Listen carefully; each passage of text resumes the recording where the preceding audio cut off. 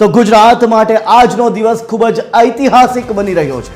Commonwealth ગેમ્સની 2030ની યજમાની અમદાવાદને મળી ગઈ છે। અમદાવાદને આપવા માટેનો નિર્ણય લેવાઈ ચૂક્યો છે। સ્કોટલેન્ડના ગ્લાસગો શહેરમાં થયેલી આ મીટિંગમાં અમદાવાદના નામ પર આખરે મોહર લાગી ગઈ છે।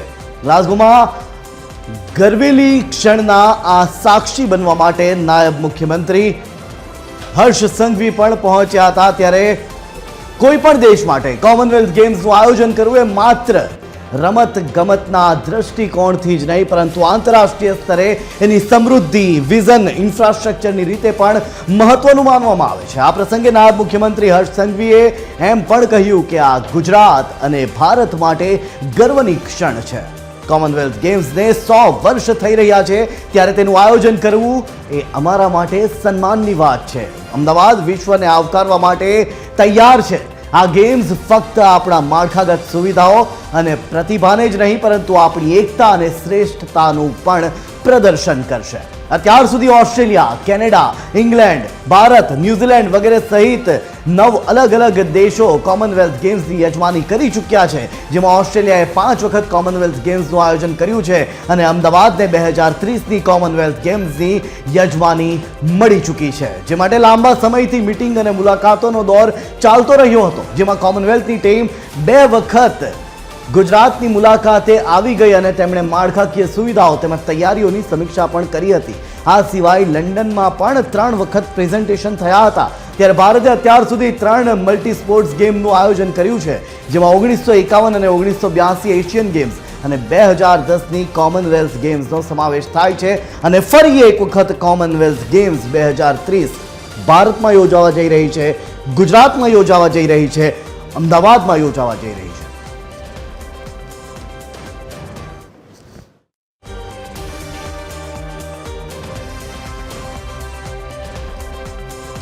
માટે આપણી સાથે જોડાઈ ચૂક્યા છે સંવાદદાતા મૌલિક। સીધા જઈશું મૌલિકની પાસે। મૌલિક, 2030ની યજમાની કરશે અમદાવાદ, ગુજરાતની આ ગ્લોબલ છલાંગ છે, શું છે વધુ વિગતો, શું કહેશો મૌલિક?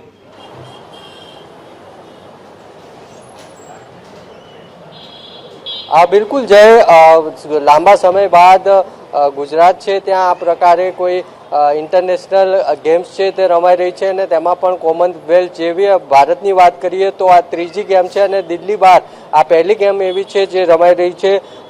કેટલાક યુવાનો છે તેમની સાથે વાત કરીશું। કોમनवेल्थ गेम है पहली बार अहमदाबाद में हो रही है, अलग अलग जो देश की टीमें वो भी आएगी, कैसा लगता है आपको, क्या कहेंगे अहमदाबादी होने के नाते? बहुत प्राउड फील होता है कि अहमदाबाद में भी मतलब इतने बड़े बड़े कंपटीशन, ओलंपिक्स मतलब होते हैं और यहाँ पर स्केट पार्क भी है, जैसे स्पोर्ट्स के लिए कोई भी एक्टिविटीज़ आप कर सकते हो यहाँ पर रिवर फ्रंट पे। मैं तो फ़िलहाल यहाँ पर 2-4 साल से हूँ तो मुझे बहुत अच्छा लगता है यहाँ पर एक्टिविटीज़ करने के लिए। मैं हमेशा से आता हूँ यहाँ पर, बहुत सही है। और कॉमनवेल्थ भी यहाँ पर स्टार्ट होने वाला है कुछ दिनों में या कुछ सालों में कुछ है, तो बेस्ट ऑफ लक। कैसे देखते हैं पहली बार अहमदाबाद में हो रही है? अभी तक की जो सारी गेम्स हुई थी वो दिल्ली में हुई थी, पहली बार कॉमनवेल्थ गेम जैसी बड़ी जो वर्ल्ड क्लास जो गेम्स है वो अहमदाबाद में हो रही है। मुझे इतना नॉलेज नहीं है इसके बारे में, ओलंपिक्स के बारे में, क्योंकि मैं खुद एक स्पोर्ट्समैन हूँ, प्रोफेशनल BMX राइडर हूँ मैं। तो कैसा है कि और दूसरे स्पोर्ट्स में तो मुझे इतना होता नहीं है करके, तो कैसा है कि अब अगर आएगा तो देखेंगे, इंटरेस्ट आएगा, अच्छा लगेगा देखने के लिए, बहुत अच्छा रहेगा। એટલે આ રીતે અમદાવાદમાં જે યોજાય છે તેઓ આવકારી રહ્યા છે, કારણ કે તેઓ પણ એક સ્પોર્ટ સાથે સંકળાયેલા છે ને તેમનું કહેવું છે કે અમદાવાદમાં આ પ્રકારે રમત યોજાય તે ખૂબ ખુશીની વાત છે અને તેઓ ચોક્કસથી જોવા જશે, કારણ કે સ્પોર્ટ્સમાં તેમનો પહેલેથી ઇન્ટરેસ્ટ છે। પરંતુ જો આ કોમનવેલ્થ ગેમ્સની વાત કરીએ તો મેં કહ્યું તેમ પહેલી વાર દિલ્હી બહાર અને તે પણ આપણા અમદાવાદમાં યોજાઈ રહી છે, ત્યારે ચોક્કસથી જે ઇન્ફ્રાસ્ટ્રક્ચર ડેવલપ કરવામાં આવ્યું છે, છેલ્લા 3 વર્ષથી આની તૈયારીઓ છે તે ચાલી રહી છે, અલગ અલગ વિસ્તારો છે તે નક્કી કરવામાં આવ્યા છે અને ત્યાં ઇન્ટરનેશનલ લેવલના જે સ્પોર્ટ્સ કોમ્પ્લેક્સ છે, સ્ટેડિયમ છે, અલગ અલગ રમતો માટે બનાવવામાં આવ્યા છે।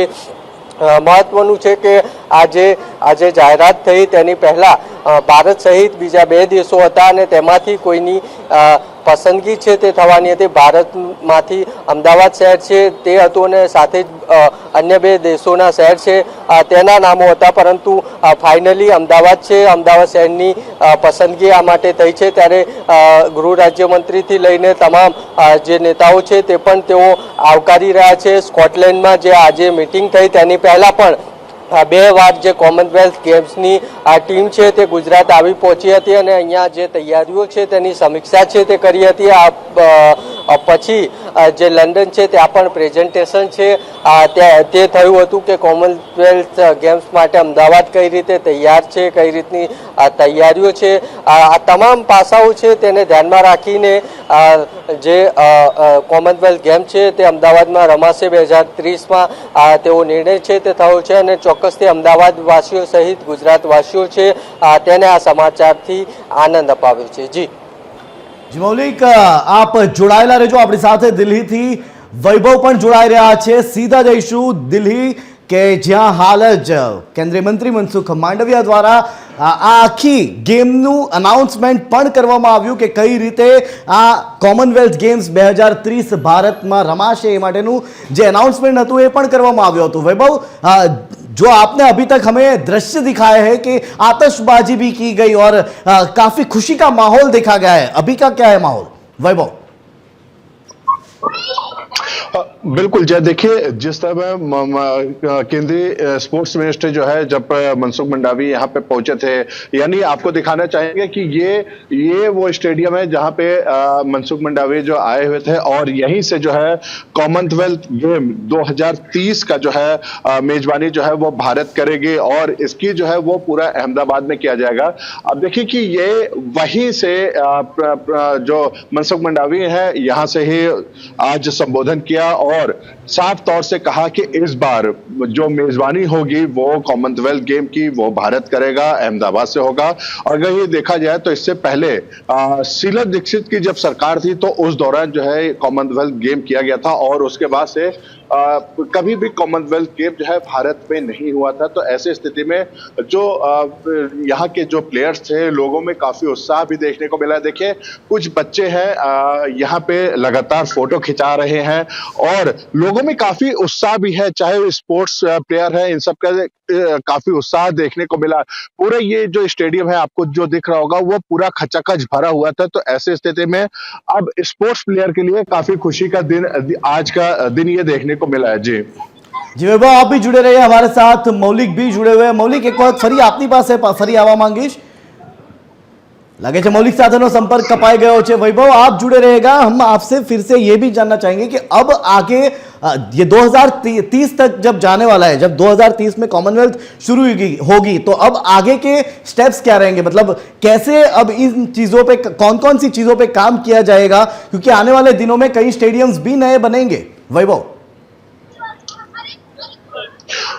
बिल्कुल, देखिए इससे पहले भी जब हमारी मनसुख मंडावी से बात हुई थी तो उनका साफ तौर से कहना था कि अब भारत बिल्कुल तैयार है कॉमनवेल्थ गेम के लिए जो है, क्योंकि इससे पहले जब हमारी उनसे बात हुई थी उन्होंने साफ तौर से कहा था कई ऐसे स्टेडियम हैं जो अभी भी बनाए जा रहे हैं. हालांकि इशारे में उन्होंने कुछ दिन पहले यह भी कहा था कि जल्द ही एक बड़ी खुशखबरी आप लोग को देखने को मिलेगी, यानी पूरे देश को, यानी भारत को एक बड़ी खुशखबरी देखने को मिलेगी. लेकिन वो आज जिस तरह से आज संबोधन किया है और इसमें साफ तौर से कहा गया कि जो 2030 का जो कॉमनवेल्थ गेम है वो किया जाएगा और ऐसे में साथ ही साथ कई नए स्टेडियम भी बनाए जाएंगे. और जो सबसे बड़ी समस्या आती थी, क्योंकि दिल्ली में भी देखा गया था जब कॉमनवेल्थ गेम हुआ था तो प्लेयर्स के रहने के लिए, आने जाने की काफी समस्या थी. लेकिन जब कुछ दिन पहले जब बात हुई थी उनका साफ तौर से कहना था कि हम वर्ल्ड क्लास का कुछ स्टेडियम है वो बनाएंगे, लगभग 3-4 हजार जो फिट का होंगे, या फिर ये कह लिए 10 से 12 बीघा की जो जमीन है जो स्पोर्ट्स कॉम्प्लेक्स होंगे वहां पे बनाया जाएगा. इसमें हर एक तरह का फैसिलिटीज दी जाएगी, चाहे वो जिम हो, स्पोर्ट्स का हो, ट्रेनिंग के लिए भी हो, सभी चीजों की जो है वहीं पे सुविधा दी जाएगी. तो ऐसे स्थिति में ये काफी चैलेंजिंग काम भी अब देखने को मिला है. अब देखने ये होगा कि 2030 में किस तरह से भारत की तरफ कॉमनवेल्थ गेम करते हैं और साथ ही साथ मनसुख मंडावी ने ये भी कहा है कि 2036 का भी जी। प्रयत्न किया जाएगा कि जो कॉमनवेल्थ गेम है वो भी भारत में किया जाए। जी જી ધન્યવાદ વૈભવ પૂરી જાણકારી દેને કે लिए। તો ભારત માટે આજની આ ક્ષણ ખુશીની ક્ષણ અને ગુજરાત માટે ગર્વ લેવા જેવી બાબત, કારણ કે હવે ગ્લોબલ ડંકો વાગશે ગુજરાતનો અને ફરી એક વખત ગ્લોબલી ડંકો વાગશે ગુજરાતનો। કોમનવેલ્થ ગેમ્સ કે જે હવે ગુજરાતમાં રમાશે, અમદાવાદમાં રમાશે 2030ની કોમનવેલ્થ ગેમ્સ।